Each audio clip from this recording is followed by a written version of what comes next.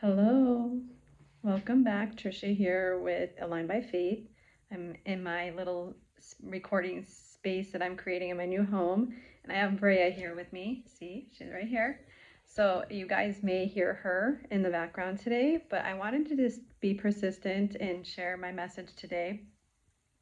Today, since I am restarting recording and sharing some experience, strength, and hope with you all, just want to give you a little backstory about me and like my journey and who I am, where I came from, and what brought me to like wanting to record these videos.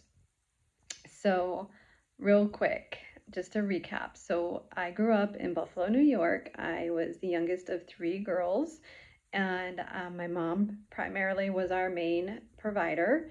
And she worked a lot, and my sisters were the ones that really took care of me and took care of me while my mom was working and providing for us.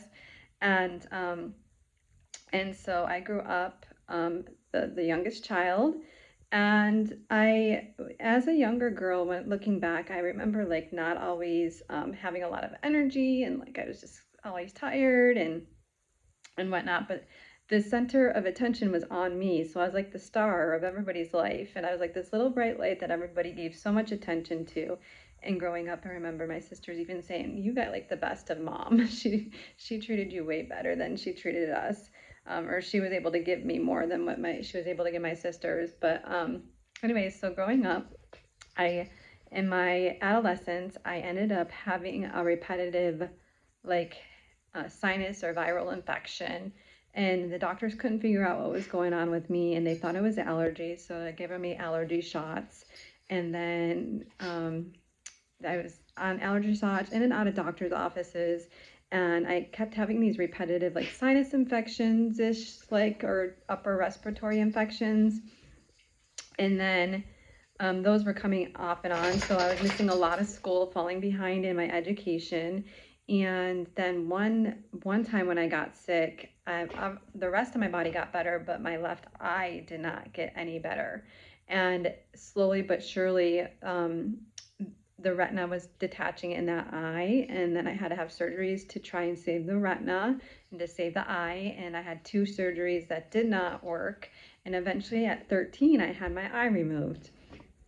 And the healing comes from, I'm able to share that story without really getting too emotional or crying about it anymore, because it's just part of my journey.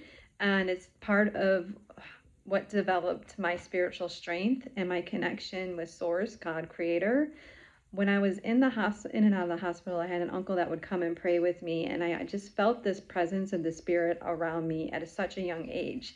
And I decided that this was just an experience. It wasn't gonna contribute to my identity and my potential in life and what I would be able to do, like to be a mother one day and to be a business owner one day and to be a prosperous woman and then a grown woman, a beautiful woman.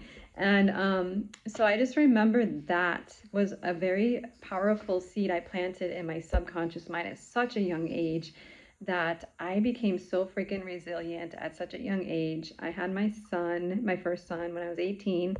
And then 8 months later, I got pregnant with my second son. And when I was pregnant with my second son, their dad left. When I was 4 months pregnant with my second son, their dad left, and I was a single mom. And so then, when my youngest son was 6, Derek, he in between, I was going to college in and out. I stayed really close to Jesus. At that time in my life, I was really connected to Jesus. I had a pastor baptize me as an adult again, because I just felt the love of Jesus around me and protecting me and guiding me and supporting me and my kids. And like we just had so many like kind people that came in and were there for me and my kids, like the family that my kids and I did not have, because of the choices I was making on where we were living and where we were spending our time.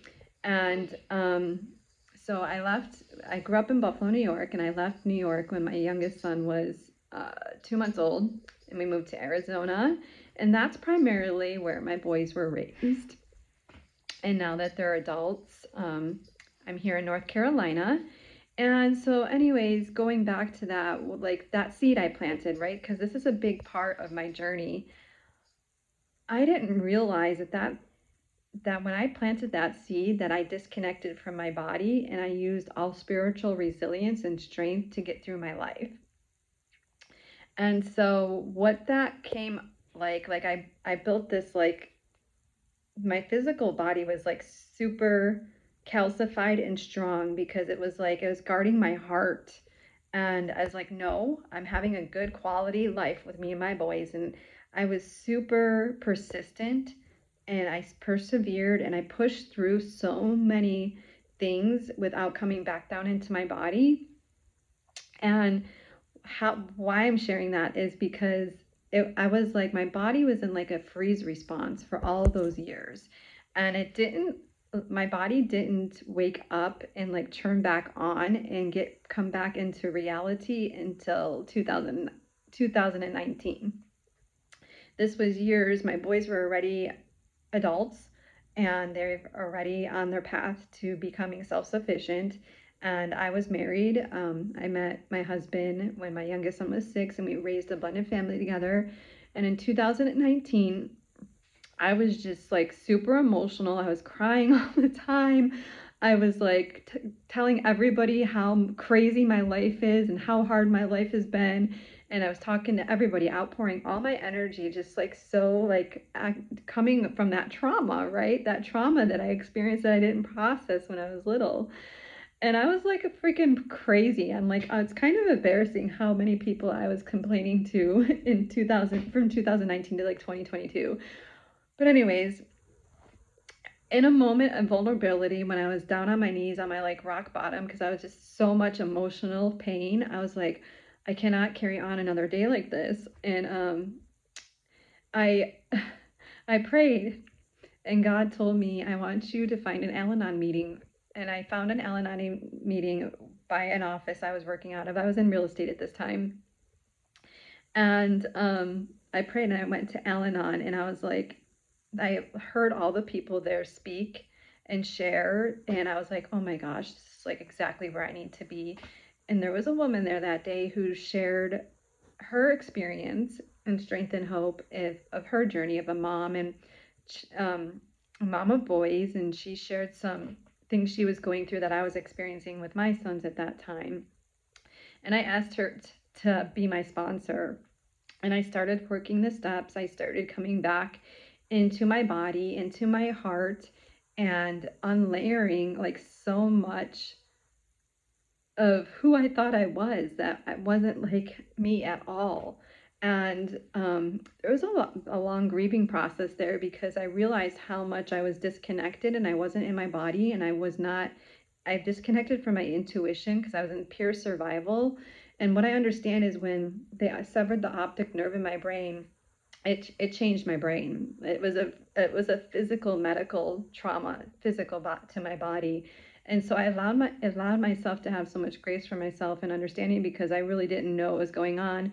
And it's really strange to me looking back now, like why the people that were caring for me when I was 13 and they removed my eye, why they didn't suggest therapy and things like that. Like I just continue living. I didn't even act like anything had happened, honestly. And it wasn't until 2019 until I started slowing down. I started really going inward, asking who I was, what am I here to do, who am I here to serve, that allowed me that space to come back into my body. And now, since I've been working on my body somatics and heart coherence and things like that, my body has been purging a lot of inflammation and like survival patterns that I'm healing from, and like coming from abundance instead of scarcity. You know, it was very scary. I had to be a strong woman. I had to be the mom, the provider, and I had very little support. My son's father didn't support us financially at all. So I did get some like state support for a couple of years when the boys were little, but I didn't have any support for 6 years. And I was a little tiny woman. I was 110 pounds, carrying these two little boys around everywhere with me, trying my best to figure out life and providing a quality life for them. I wanted my kids to not live in poverty. I didn't want to be dependent on state state support, and I wanted them to know that they can have a thriving life. And so it was in 2019 is when everything started to, like I said, my untethering process, untethering from all the hooks, stories, beliefs, and patterns and habits that I developed to just push through for so long. And it's been interesting because now I'm allowing my spirit to guide me, and to my higher self to guide me, and to be the guidance of like, what does my higher self, what does my infinite soul want me to do in this world? And a lot of the things, it's different than what I was doing. And so when my husband proposed that we sell our home in Arizona that we raised our boys in, I was a little resistant at first because I was just getting like stable, like, and like participating in my life, right? So long of my life, I was like driving it unconsciously. And now I'm conscious. I'm wide freaking awake. I know the spirit is within me.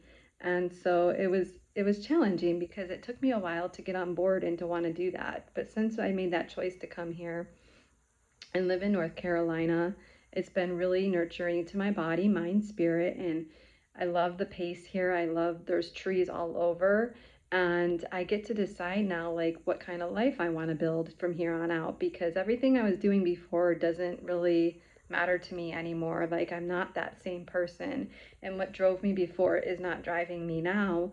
And so I'm being led to like try new things and to honor the part of me that God wants me to honor, which is, He says, I've been a life coach for so many people for so long. Like, now I need to share my gifts and get paid to be a life coach.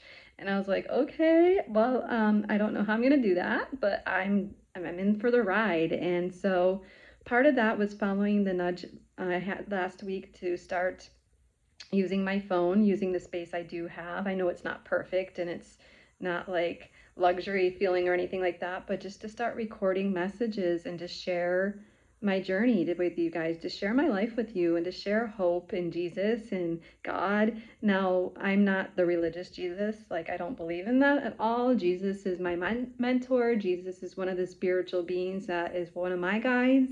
And I do pray to Mother Mary, Mary Magdalene a lot. When I was a mom, I was really connected to Mother Mary, asking her for wisdom and guidance because I wanted to mirror her energy. I wanted to be the mother that she was for my boys. And so this is just some of the things that I want to share with you guys. Just so you can understand, I want you to build the connection to me, why I'm doing this and who I'm here. Like, I don't want you to watch one of my videos and be like, who's she to be talking about this stuff?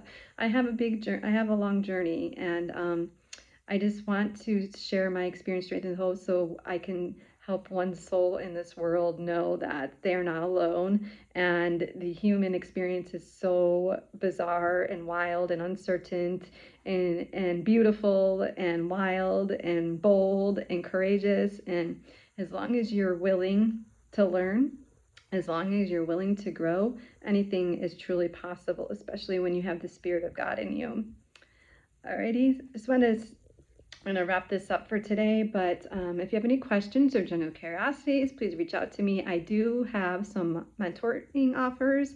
My offers are a little bit different because I want to work with you to help you get back on track, or to like, work on something. If you're trying to connect back to your faith, or to work through your body or your healing or your emotional healing, I have a lot of training and certifications in energy healing, Kundalini yoga, somatic healing. I'm certified in heart healing, Ho'oponopono. So I have a lot of skills and resources. I'm here to help anybody that feels called to reaching out and asking me. I can make your mentorship package personalized to you, and work with your pricing. Whatever you guys need, just let me know. And if you have any questions or general curiosities, please place them in the comments below or email me. I'll put my email in the comments below. And I just want you to know you're not alone. You are important. You matter. And go share your light today. Sat Nam.